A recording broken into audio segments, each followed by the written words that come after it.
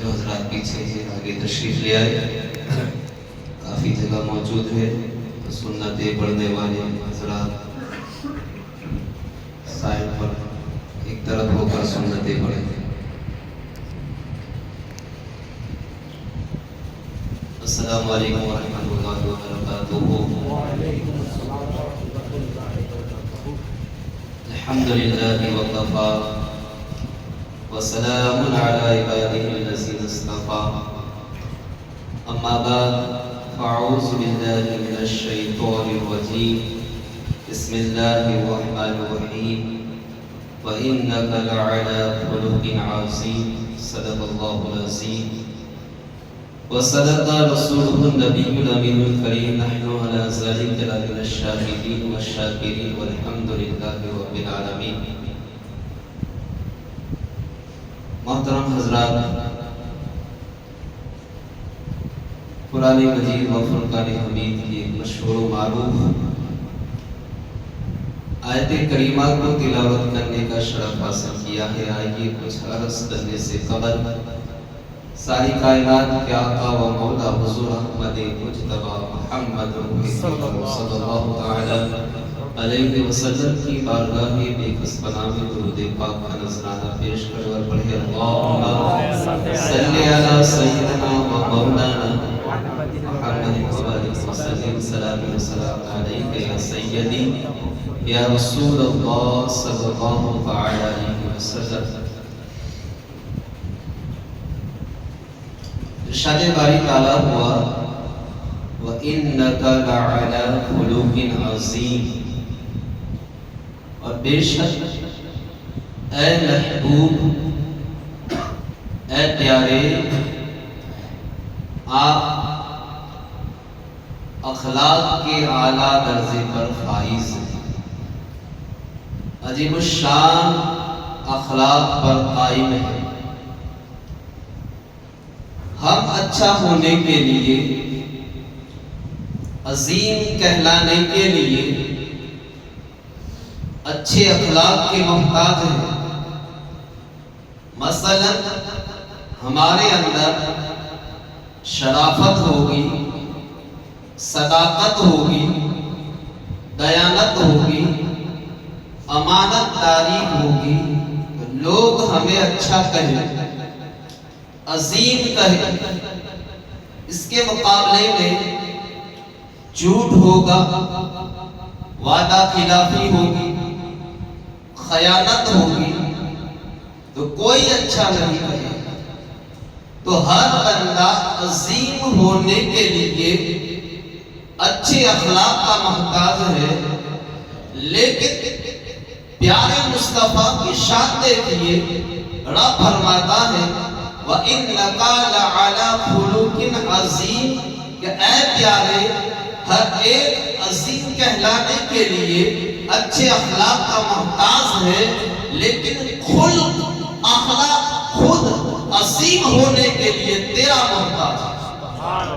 تو جو عمل کرتا جائے گا وہ خلق عظیم کہلائے گا۔ تیرا بولنا بھی خلق ہے، تیرا خاموش رہنا بھی خلق ہے۔ اب حسن اخلاق کسے کہتے ہیں؟ امام غزالی رحمۃ اللہ تعالی علیہ فرماتے ہیں کہ نفس میں راسخ پختہ اس کیفیت کا نام خلق ہے، جس کی وجہ سے اعمال افعال بآسانی صادر ہوں اور انہیں عملی جامہ پہنانے میں غور و فکر کی حاجت نہیں ہوتی۔ اگر نفس میں موجود اس کیفیت کی وجہ سے اچھے افعال، اچھے اعمال اس طرح ادا ہو کہ شرعی اور عقلی طور پر پسندیدہ ہو، تو اسے حسن اخلاق کہتے ہیں۔ اور برے افعال اس طرح ادا ہو کہ عقلی اور شرعی طور پر ناپسندیدہ ہو، تو اسے بد اخلاقی سمجھا جائے۔ ایک شخص نے نبی کریم صلی اللہ علیہ وسلم سے حسن اخلاق کے بارے میں سوال کیا تو آپ نے اس کے سامنے یہ آیت کریمہ تلاوت فرمائی، خذ العفو وأمر بالعرف وعارض عن الجاہلین، کہ اے محبوب معاف کرنا اختیار کرو، بھلائی کا حکم دو اور جاہلوں سے منہ پھیرو۔ پھر آپ نے ارشاد فرمایا کہ حسن خلق یہ ہے کہ جو قطع تعلق کرے تم اس سے صلہ رحمی کرو، اچھا سلوک کرو، جو تمہیں محروم کرے اسے عطا کرو، جو تم پر ظلم کرے اسے معاف کرو۔ حضرت عبداللہ ابن مبارک فرماتے ہیں کہ خندہ پیشانی سے ملاقات کرنے، خوب بھلائی کرنے اور کسی کو تکلیف نہ دینے کا نام حسن اخلاق ہے۔ اللہ نے اپنے محبوب کو سب سے افضل و اعلیٰ، احسن و اکمل بنایا۔ حضور کے بے شمار اوصاف حمیدہ اور کمالات جلیلہ میں سے ایک عظیم وصف خلق عظیم ہے۔ حضور حسن اخلاق کے ایسے پیکر تھے کہ خود خالق کے کائنات نے فرمایا وَإِنَّكَ لَعَلَىٰ خُلُقٍ عَظِيمٍ، اے محبوب آپ اخلاق کے اعلیٰ درجے پر فائز ہیں۔ اور سیدی اعلیٰ حضرت فرماتے ہیں کہ تیرے خلق کو حق نے عظیم کہا، تیرے خلق کو حق نے جمیل کیا، کوئی تجھ سا ہوا ہے نہ ہوگا شبہ تیرے خالق کی حسن و عطا کی قسم۔ آج ہم اخلاق نبوت کے حوالے سے چند باتیں آپ کے سامنے عرض کرنے کی سعادت حاصل کروں گا۔ بخاری شریف کی حدیث ہے، نبی کریم صلی اللہ علیہ وسلم نے محمد بن مسلمہ کی قیادت میں ایک لشکر نجد کی جانب، اس کو آج ریاض کہتے ہیں، روانہ فرمایا۔ وہ لشکر بنی حنیفہ قبیلے کے ایک شخص جو کہ یمامہ والوں کا سردار تھا اور اس کا نام سمامہ بن اسال تھا، اسے پکڑ کر لے آیا۔ یہ شخص کافر تھا۔ حضور نے مسجد کے ایک ستون کے ساتھ باندھنے کا حکم ارشاد فرمایا۔ صحابہ کرام نے حکم کی تعمیل کی، سمامہ کو مسجد نبوی کے ایک ستون کے ساتھ باندھ دی۔ سمامہ اگرچہ قید میں تھا لیکن حضور کو آتے جاتے دیکھ کر اس کو اس قید میں وہ سکون اور وہ لطف آتا ہوگا جو اسے سرداری میں بھی نہیں آتا، اور وہ سکون اس قدر بابرکت ہو گیا کہ آج تک اس کی زیارت کی جاتی ہے، کیونکہ سمامہ پہ حضور کی نظر پڑتی اور اس نگاہ ناز سے وہ سکون بھی کھمبا بھی مستفیض ہوتا ہے۔ بس سرکار تشریف لائے اور فرمایا ماذا عندک یا سمامہ، کہ اے سمامہ تیرے پاس کیا ہے، یا تو ہمارے بارے میں کیا خیالات رکھتا ہے، یا ہم تیرے ساتھ کیسا سلوک کرتا۔ تو قیدیوں کے ساتھ بھی ہمارے آقا کیسی محبت فرماتا، قیدیوں کے ساتھ بھی ہمارے آقا کا اخلاق کیسا ہے۔ آج قیدیوں کے ساتھ کیا سلوک کیا جاتا ہے ہر ایک جانتا ہے، لیکن ہمارے آقا قیدیوں کے ساتھ کیسی محبت فرماتے تھے، اور اس قید پر ہزاروں آزادیاں قربان کہ جس قیدی کا حق محبوب خدا پوچھ رہے تھے۔ فرمایا ماذا عندک، اے سمامہ تیرے پاس کیا ہے، یا ہم تیرے ساتھ کیا سلوک کریں۔ تو اس نے کہا کہ اگر آپ نے مجھے قتل کر دیا تو قتل کے حقدار کو قتل کیا، کیونکہ میں آپ کے دشمنوں میں سے ہوں۔ اگر احسان کر کے مجھے چھوڑ دو گے میں احسان فراموش نہیں ہوں، ساری عمر آپ کا احسان مند رہوں گا، اور اگر آپ کو فدیے کے طور پر مال چاہیے تو میں مال دینے کو تیار ہوں۔ میرے آقا صلی اللہ علیہ وسلم نے سمامہ کو اسی حالت میں چھوڑا، آگے تشریف لے گئے، یعنی نہ اس کو قتل کیا، نہ آزاد فرمایا، اور نہ ہی فدیہ طلب کیا۔ دوسرے دن پھر سرکار تشریف لائے، وہی سوال کیا، اس نے وہی جواب دیا، پھر سرکار اس کو چھوڑ کر آگے بڑھ گئے۔ تیسرے دن پھر سرکار تشریف لائے، وہی سوال دہرایا، اس نے وہی جواب دیا۔ پہلے دن سمامہ اجنبی تھا، نہیں جانتا تھا کہ کتنے بڑے کریم کے دربار میں آیا ہے، اس کے بعد آشنا ہو گیا، آپ کے کرم کا امیدوار ہو گیا۔ چنانچہ تیسرے دن سرکار نے فرمایا اتقوا سمامہ، سمامہ کو آزاد کرو، قید سے رہا کرو، سمامہ کو آزاد کر دیا گیا۔ سمامہ نے حضور کے اخلاق کے بارے میں بہت سنا تھا، لیکن جب بذات خود حسن اخلاق کا مشاہدہ کیا تو بے حد متاثر ہوا، چنانچہ مسجد نبوی سے نکلا، قریب ہی کھجور کے ایک باغ میں گیا، وہاں جا کے غسل کر کے پاک و صاف ہونے کے بعد دوبارہ مسجد نبوی میں آیا اور کلمہ پڑھ کر مسلمان ہو گیا۔ مسلمان ہونے کے بعد سمامہ عرض کرتے ہیں کہ اے میرے آقا، اسلام لانے سے پہلے آپ مجھے سب سے زیادہ مبغوض تھے، سب سے زیادہ ناپسند تھے، سب سے بڑے دشمن آپ تھے، سب سے زیادہ نفرت میں آپ سے کرتا تھا، لیکن اسلام لانے کے بعد اب حالت یہ ہو گئی ہے کہ علم اعلان کہتا ہوں، ڈبے کی چوٹ پہ کہتا ہوں، علی رؤوس الاشہاد کہتا ہوں، وباء کے توہل کہتا ہوں کہ اب میری نگاہوں میں جچتا نہیں کوئی، جیسے میرے سرکار ہے ویسا نہیں کوئی۔ یا رسول اللہ، اب آپ مجھے سب سے زیادہ محبوب ہو گئے ہیں، سب سے زیادہ پیارے ہو گئے ہیں۔ اس سمامہ نے عرض کیا، اسلام لانے سے پہلے آپ کا دین مجھے سب سے برا لگتا تھا، لیکن اب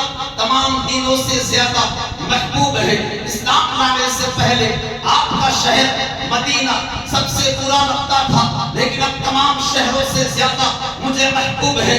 اس سمامہ نے عرض کیا کہ یا رسول اللہ، میں عمرہ کرنے جا رہا تھا کہ آپ کے ساتھیوں نے، اصحاب نے مجھے پکڑ کر آپ کی خدمت میں پیش کر دیا ہے، اب آپ بتائیں عمرہ کرنے جاؤں یا نہ جاؤں؟ یعنی اب عمرہ جیسی عبادت بھی آپ کی اجازت سے ہوگی۔ حضور نے سمامہ کو خوشخبری سنائی اور ساتھ میں عمرہ کی اجازت کی عطا فرمائی۔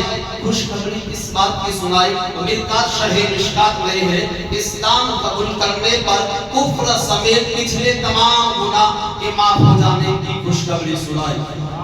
حضرات گرامی غور کرو، پیارے مصطفیٰ کا اخلاق کیسا تھا، اتنا عظیم اخلاق تھا کہ ایک قیدی کے پاس جا کر خود اس کا حال دریافت فرمایا۔ بہرحال پیارے آقا کامل اخلاق تھے، چھوٹا ہو یا بڑا، جوان ہو یا بوڑھا، مرد ہو یا عورت، غلام ہو یا آقا، قیدی ہو یا انصار، ہر ایک کے ساتھ پیارے مصطفیٰ کا اخلاقی برتاؤ اتنا عمدہ ہوا کرتا تھا کہ اجنبی اپنائیت محسوس کرتے، غیر مسلم اسلام قبول کر لیتے اور جان کے دشمن جان کی حفاظت کرنے والے بن جائے۔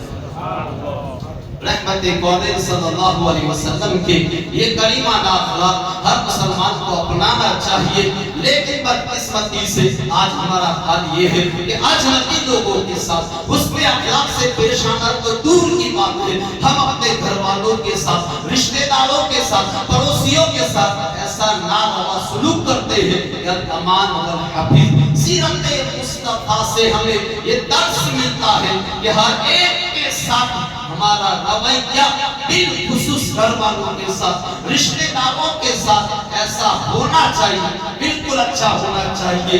پیارے مصطفیٰ نے ارشاد فرمایا تم میں سے مجھے سب سے زیادہ محبوب اور قیامت میں سب سے زیادہ میرے قریب وہ ہوگا جن کی اخلاق سب سے اچھی ہو۔ حضرت زید بن ثانہ رضی اللہ تعالیٰ عنہ اسلام لانے سے پہلے یہودی تھے. ایک مرتبہ انہوں نے حضور سے کچھ کھجوریں خریدی.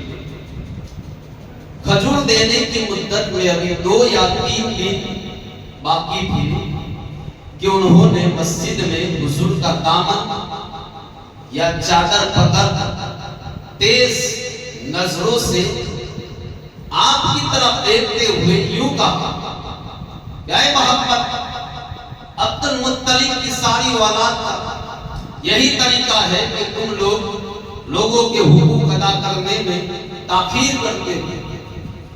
ٹال مٹول کرنا تمہاری عادت بن چکی ہے. وہاں پر فاروق اعظم بھی موجود تھے. یہ منظر دیکھ کر فاروق اعظم نے نہایت کی غضبناک نظروں سے اسے گھورتے ہوئے کہا، اے دشمن خدا، تو اللہ کے رسول گستاخی کر رہا. اگر حضور کے ادب کا لحاظ نہ ہو تو ابھی میں اپنی تلوار سے تیرا سر اڑا دیتا. یہ سن کر سرکار نے بطور عزیزی فرمایا، اے عمر، تم کیا کہہ رہے ہو؟ ہونا تو یہ چاہیے تھا کہ تم مجھے ادائے حق کی ترغیب دے کر اور اس کو نرمی کے ساتھ تقاضا کرنے کی ہدایت کر کے ہم دونوں کی مدد کرتے. پھر آپ نے حکم دیا، اے عمر، اس کو اس کے حق کے برابر کھجوریں دے دو اور کچھ زیادہ بھی دے دو. حضرت عمر نے جب حق سے زیادہ کھجوریں دی، زید بن ثانہ نے کہا، میرے حق سے زیادہ کیوں دے رہے ہو؟ تو آپ نے فرمایا، چونکہ میں نے تجھے غضبناک نظروں سے دیکھ کر خوف زدہ کیا، اس لیے حضور نے تیری دل جوئی کے لیے زیادہ دینے کا حکم دیا. زید بن ثانہ نے کہا، اے عمر، کیا تم مجھے پہچانتے ہو؟ آپ نے فرمایا نہیں. اس نے کہا، میں یہودیوں کا عالم زید بن ثانہ ہوں. تو آپ نے فرمایا، پھر تم نے حضور کی ایسی گستاخی کیوں کی؟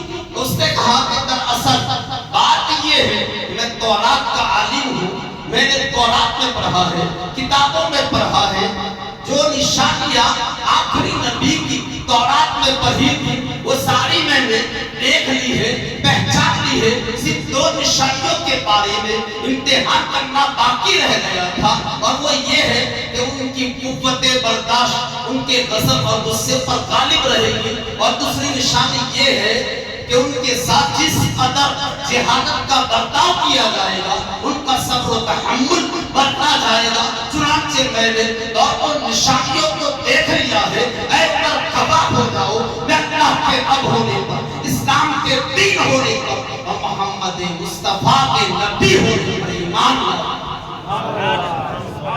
بارگاہ رسالت میں حاضر ہوئے اور کلمہ پڑھ کر مسلمان ہو گئے. محترم حضرات، ذرا غور کریں، اللہ نے اپنے محبوب کو حسن اخلاق کا کیسا پیکر بنایا ہے. کوئی لاکھ دل دکھاتا، بدتمیزی بد اخلاقی پر اترا، خاندان والوں کو برا بھلا کرتا، الغرض بد اخلاقی کی ساری حدیں پار کرتا. مگر قربان جائے رحمت کونین کے اخلاق حسنہ پر کہ علم کا جواب پتھر سے دینے کے بجائے ہمیشہ صبر و تحمل، حلم و بردباری، عفو و درگزر اور نرمی سے کام لیتے. حضور علیہ السلام کے اخلاق حسنہ کا اندازہ اس بات سے لگایا جا سکتا ہے. ایک مرتبہ حضرت سعد بن ہشام نے ام المومنین حضرت عائشہ صدیقہ رضی اللہ تعالی عنہا کی بارگاہ میں عرض کیا کہ مجھے حضور کے اخلاق کے بارے میں بتائیں. تو آپ نے فرمایا، کیا تم قرآن نہیں پڑھتے؟ کہا پڑھتا ہوں. فرمایا، کان خلقہ القرآن، کہ حضور کا اخلاق قرآن. حضرات، اگر کوئی ہمیں معمولی تکلیف پہنچائے تو ہم حسن اخلاق سے، عفو و درگزر سے کام لینے کی بجائے اس کے دشمن بن جاتے ہیں اور مختلف طریقوں سے اس سے بدلہ لینے کی کوشش کرتے ہیں، اسے نقصان پہنچانے کی کوشش کرتے ہیں. مگر قربان جائیے رحمت کونین کی اخلاق کریمہ، کیا جان کے دشمنوں کو بھی معاف کر دیا گیا۔ چنانچہ مکہ فتح ہونے سے پہلے جن کفار کی طرف سے آپ پر اور آپ کے اصحاب پر زمین تنگ کر دی گئی، طرح طرح کی اذیتیں دی گئی، بے حد ستایا گیا، شیخ ابی طالب میں قید کیا گیا، مگر مکہ فتح ہونے کے دیگر قیدیوں کے ساتھ ساتھ ان خوخار پرندوں کو بھی گرفتار کر کے عدالت مصطفیٰ میں حاضر کیا گیا۔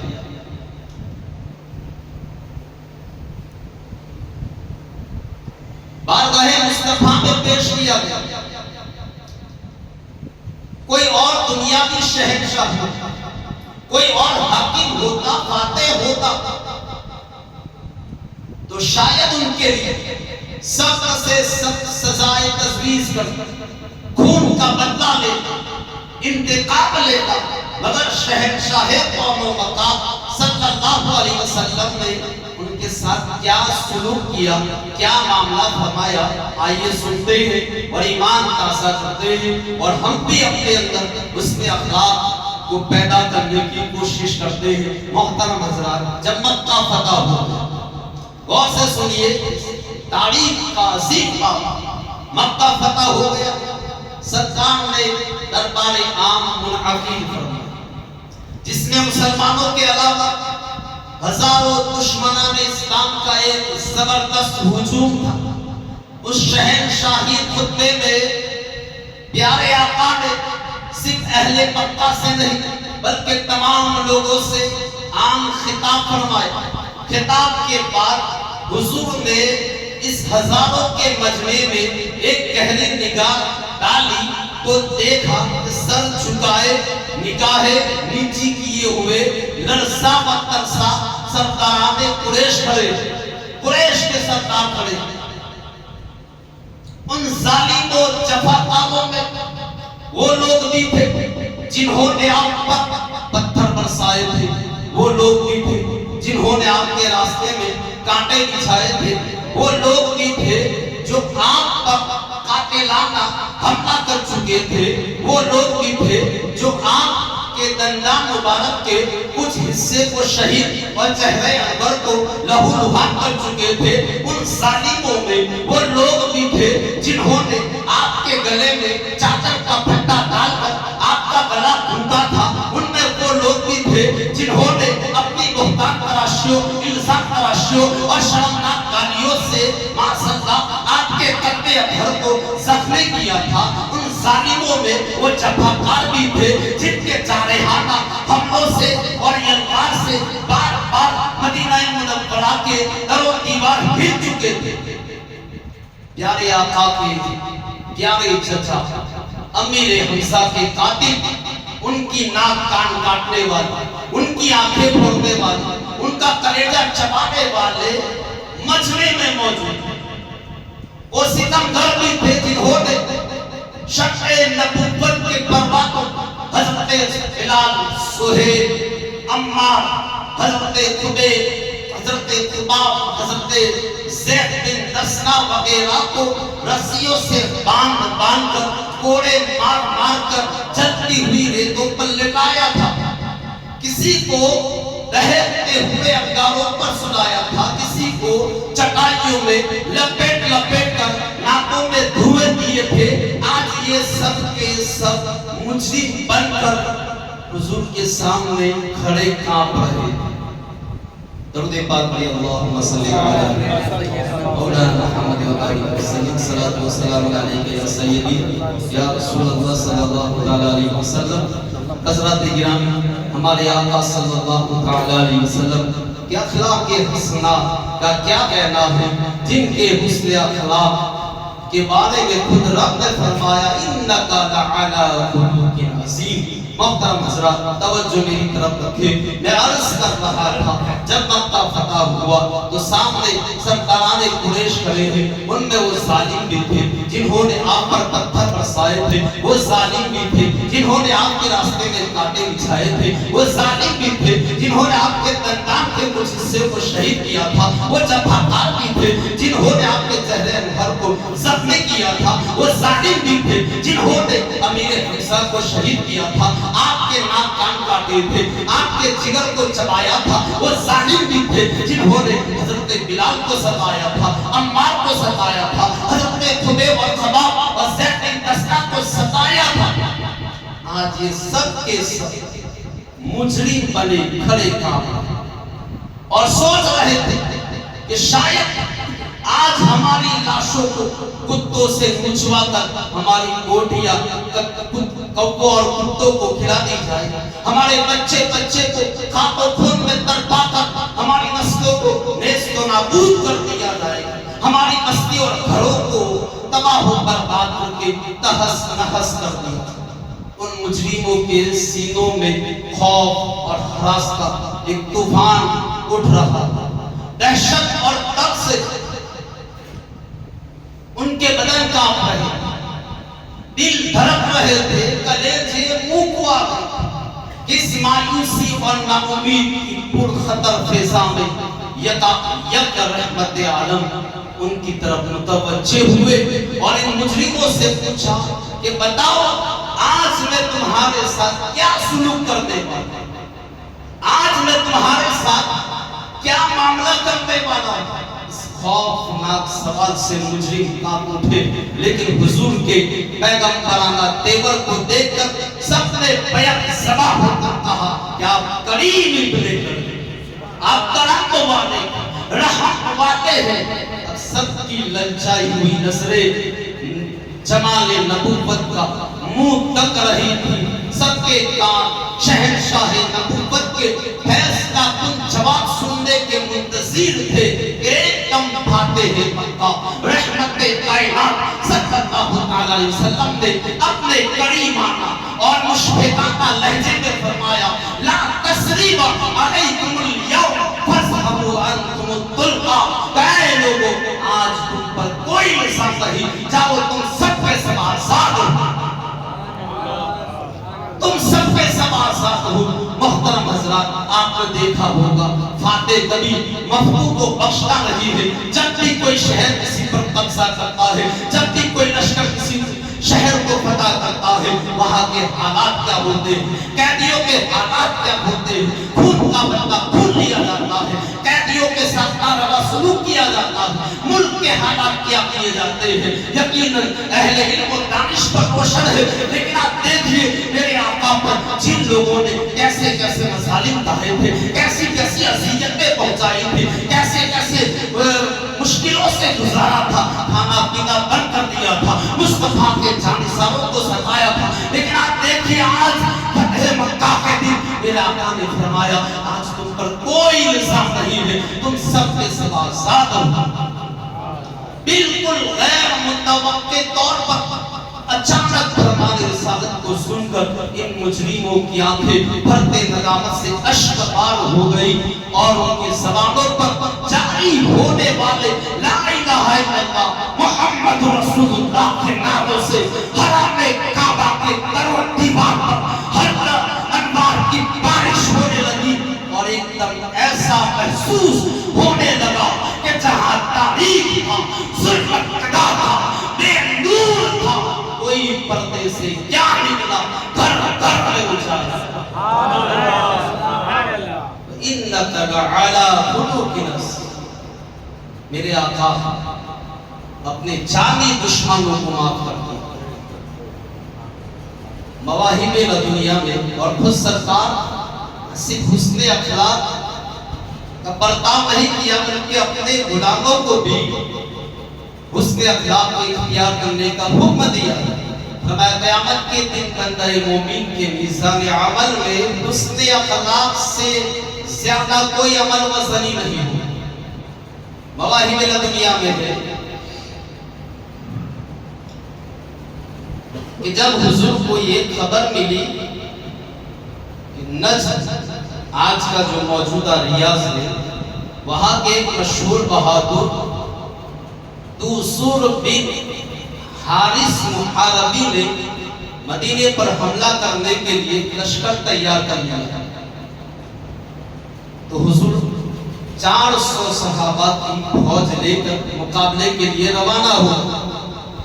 دوسروں کو جب خبر ملی کہ رسول اکرم شہر میں آ گئے ہیں، وہ بھاگ نکلا اور اپنا لشکر لے کر پہاڑوں پر چڑھ گئے، مگر اس کی فوج کا ایک آدمی حبان گرفتار ہو گیا اور بارگاہ رسالت میں آ کر اسلام لے آیا۔ توجہ سے سنیے حضرات محترم، دوسروں لشکر تیار کیا مدینے پر حملہ کرنے کے لیے۔ جب سرکار مقابلے کے لیے گئے تو خود بھاگ نکلا اور اپنی فوج کو لے کر پہاڑوں پہ چڑھ گئے، اور اس کی فوج کا ایک آدمی حبان مسلمان ہو گیا۔ اتفاق سے اس دن زوردار بارش ہو گئی۔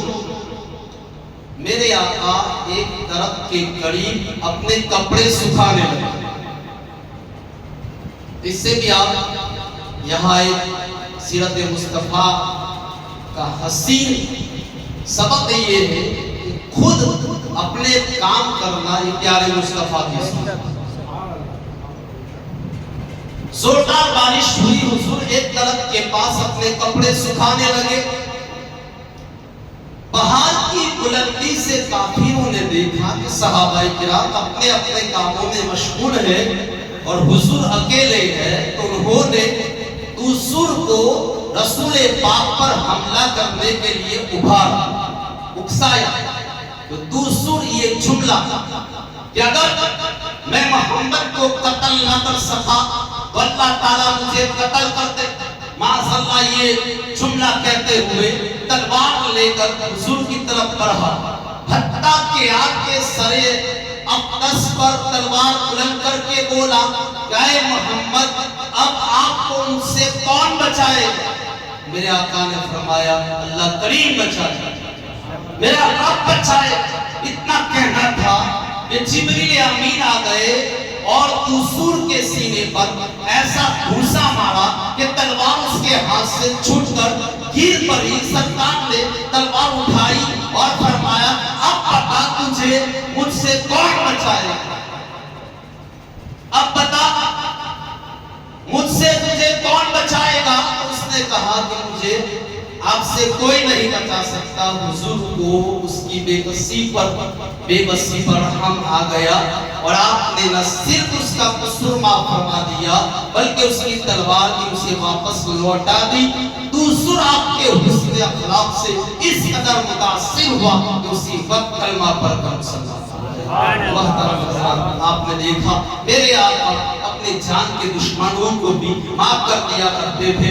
آج ہر طرف اسلام کی روشنی دکھائی دیتی ہے، اس میں نبی کریم صلی اللہ علیہ وسلم، صحابہ کرام، اہل بیت اور اولیاء کرام کے اچھے اخلاق کا بڑا عمل دخل ہے۔ محترم حضرات، ہمیں چاہیے کہ ہم سرکار کی سیرت و کردار کو اپنے لیے آئیڈیل بنائے، نمونہ عمل بنائے اور اپنے اخلاق کو سنوارنے کی کوشش کریں۔ حضور ارشاد فرماتے ہیں احسن خلقک، اپنے اخلاق سنوارو، لہذا اپنے اندر عفو و درگزر، صبر و تحمل، حلم و بردباری، شرم و حیا، محبت و نرمی، بڑوں کا ادب و احترام، چھوٹوں پر شفقت و محبت اور تمام مسلمانوں کے لیے ایثار و ہمدردی، خیر خواہی جیسی صفات پیدا کرے۔ ہمارا کردار اخلاق اتنا اعلیٰ ہونا چاہیے کہ لوگ ہمارے اخلاق کو دیکھ کر اسلام کے قریب آ جائے اور یہ سوچنے پر مجبور ہو جائے ارے جب ان کے غلاموں کے اخلاق اتنے اعلیٰ ہیں، اتنے اچھے ہیں، ان کے آقا کے اخلاق کس قدر عالیشان ہوگے، ان کے آقا کے اخلاق کتنے پیارے ہوگے۔ وَإِنَّكَ لَعَلَىٰ خُلُقٍ عَظِيمٍ، اے محبوب ہم نے آپ کو اخلاق کی عظیم منزل پہ فائز کیا ہے۔ وآخر دعوانا الحمدللہ۔